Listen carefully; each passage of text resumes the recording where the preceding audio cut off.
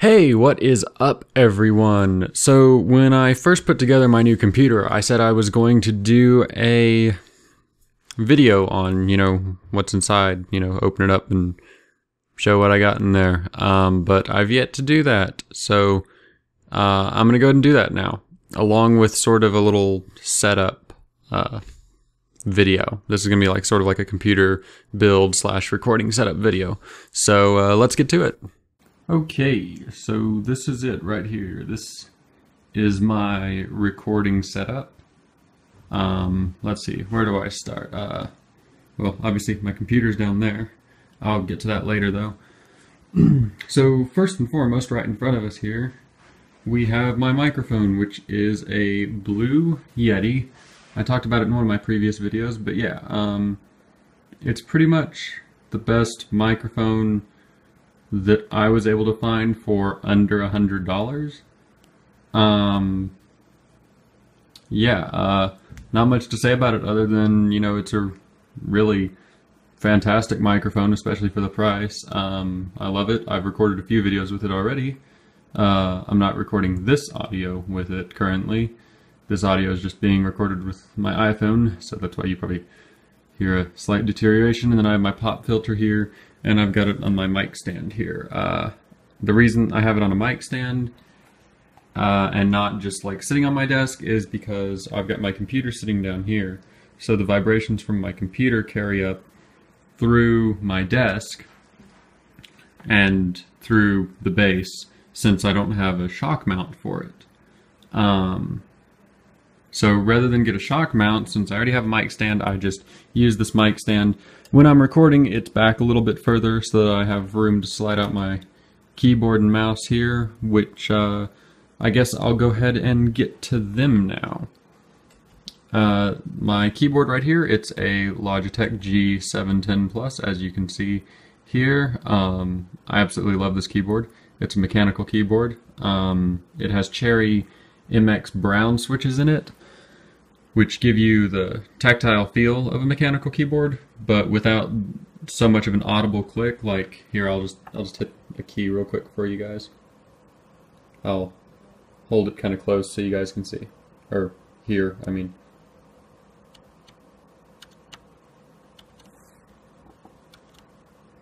See, and then it also has like dampeners, so even when you bottom the keys out, it's not super loud. I mean, it's not really quiet either, but it's not super loud. And then when I'm recording, I also, since my keyboard tray here is a little on the small side, I actually take my keyboard and slide it over so that it kind of hangs off a little here. And then I've got more room for my mouse, which is a ROCCAT Savu. I actually just recently got this mouse, but before I was just using like a generic mouse that came with my old computer. This mouse is much better. The color's kind of washed out, but I've got it set to like cycle through all the colors. You can set it to pretty much any color you want, or you can have it do this little cycling thing, which I kind of like the little cycle thing where it just goes through the different colors.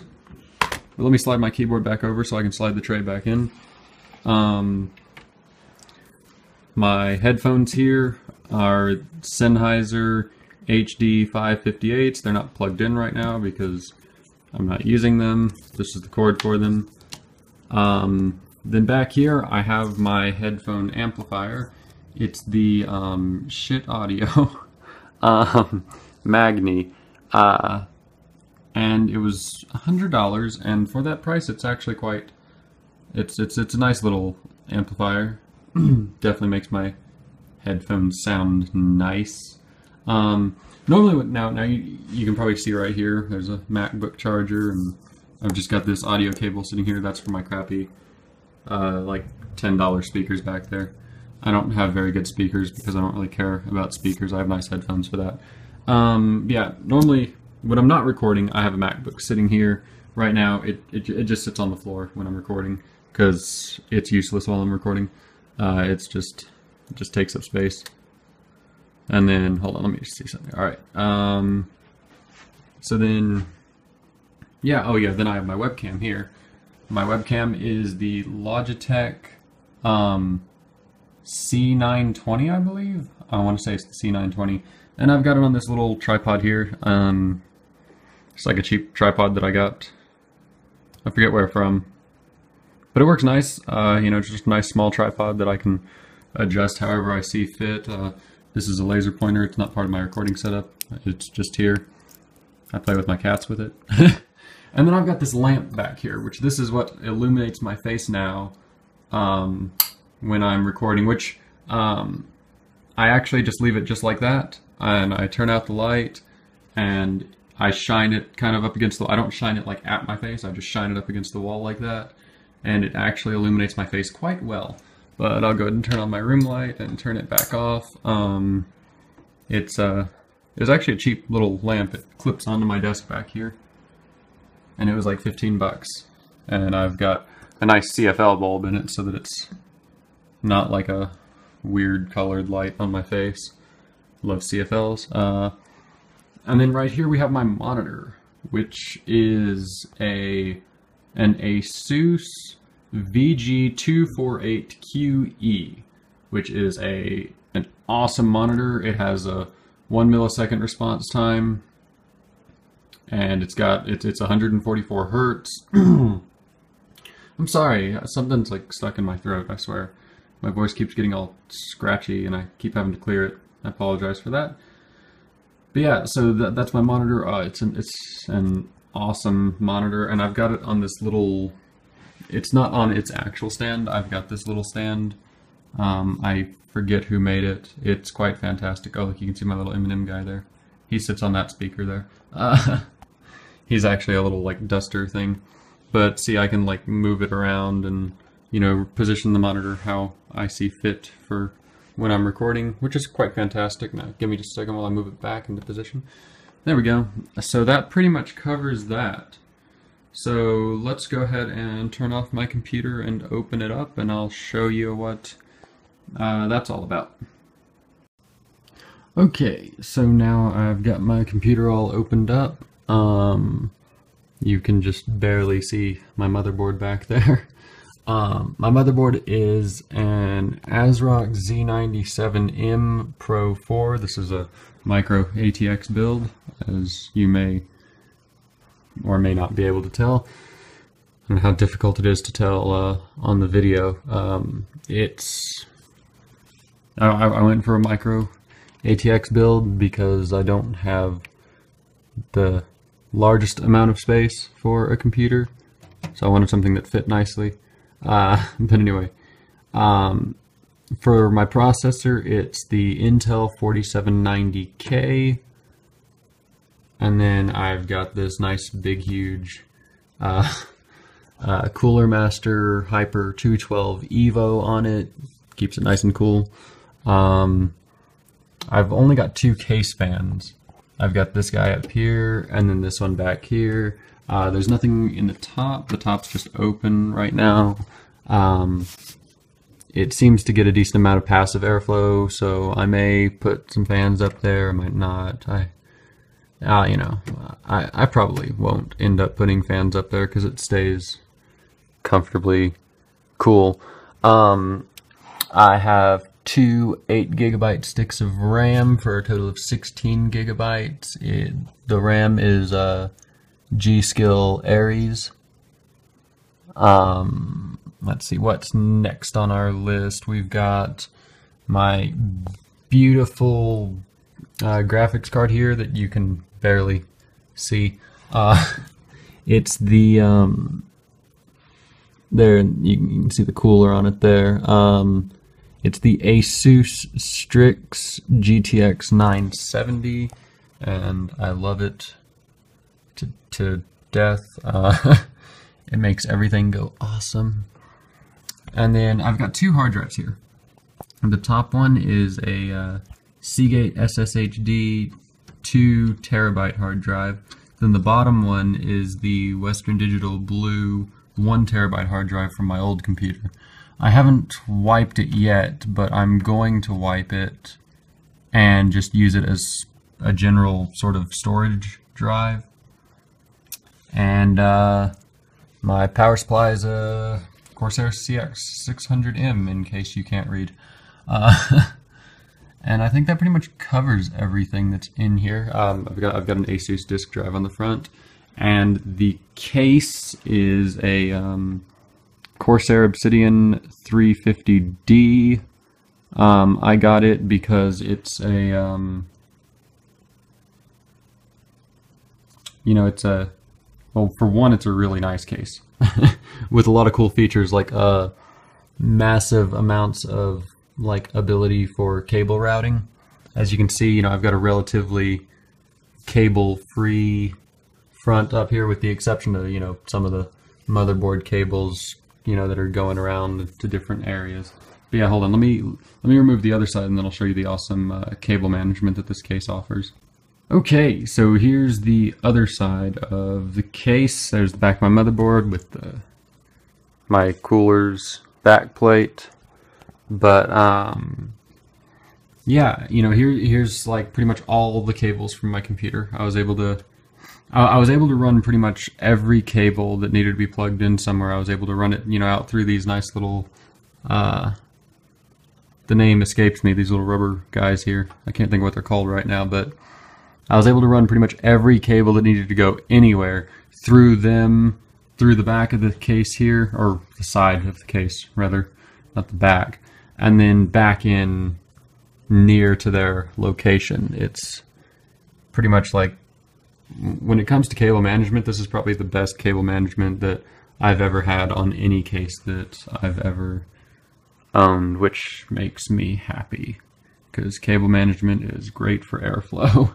And since this is an air-cooled case and I didn't, get any liquid cooling or anything, airflow is definitely a good thing to have.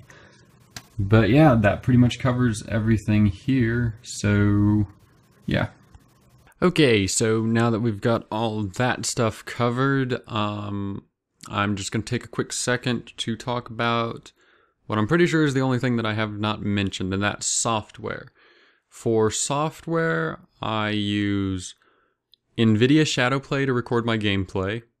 That comes on every, it comes with the GeForce Experience, which is like the program for GeForce graphics cards that updates your drivers and all that cool stuff. It comes on that, and it is compatible with all all NVIDIA GeForce graphics cards, starting with the GTX 650, I believe, and higher. It's a really great piece of software. It's definitely my favorite thing to record my games with. There are some games that don't support it, however, and on those games I like to use OBS. That's Open Broadcasting Software. It's an open source free streaming program, but it can also be used if you tweak the settings. There's a guide like on the OBS website on the best settings for local recordings, and that's a great piece of software. That's what I used before I built this computer, because before I built this computer I couldn't use Shadowplay because I was using a GT 640. Now I have a GTX 970.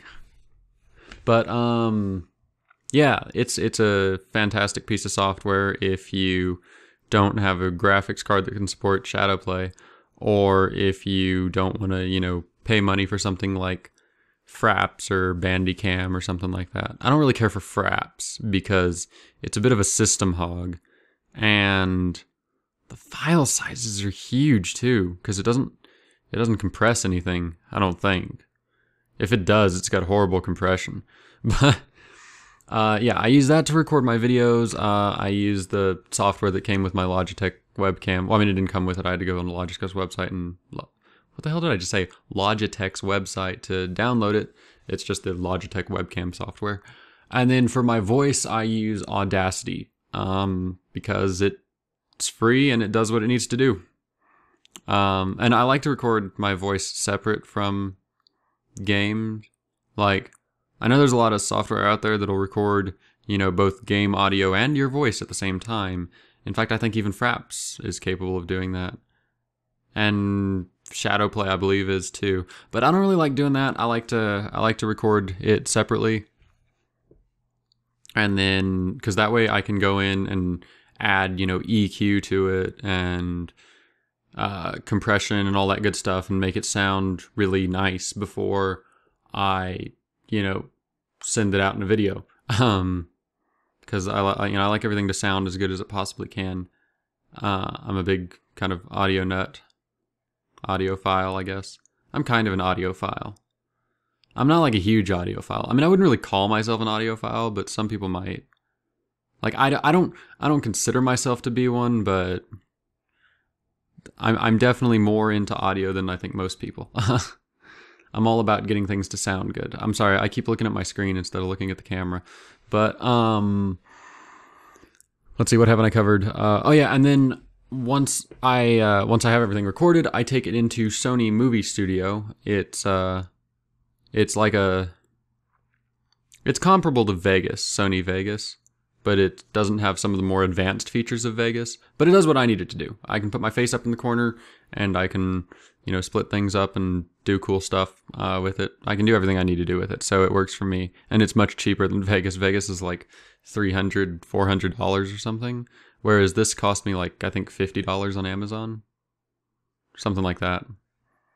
Before I used iMovie on my Mac, but iMovie doesn't do 60 frames per second, so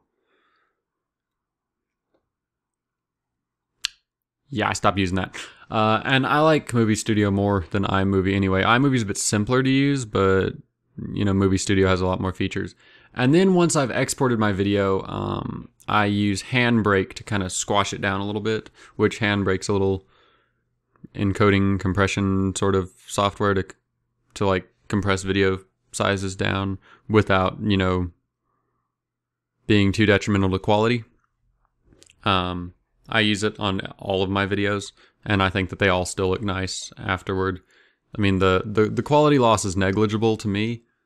I don't lose any audio quality, which is, you know, good. The video, if you know which one's which, and you like cycle back through them, if you like open them both up and then just like Alt Tab between the two, you can tell, but it's not much. Like, it's a very like minimal amount. Granted, that's also because I've kind of tweaked the settings some, I think.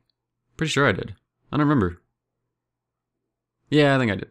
But this video has went on way longer than I really intended it to, so I'm going to go ahead and end this here. I hope that covers everything. If anybody has any questions about it, you know, if anybody's, you know, I'm mainly doing this kind of because, you know, videos like this of like my favorite Let's Players is what kind of helped me with getting like my first setup, which my first setup was vastly different to this.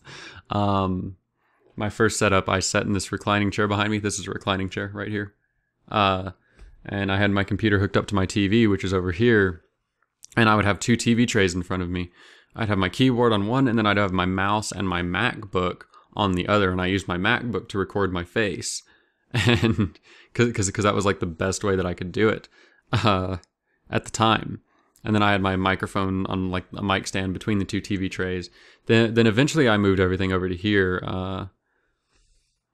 And it made things a lot easier because I didn't have to pull so much stuff out every time. It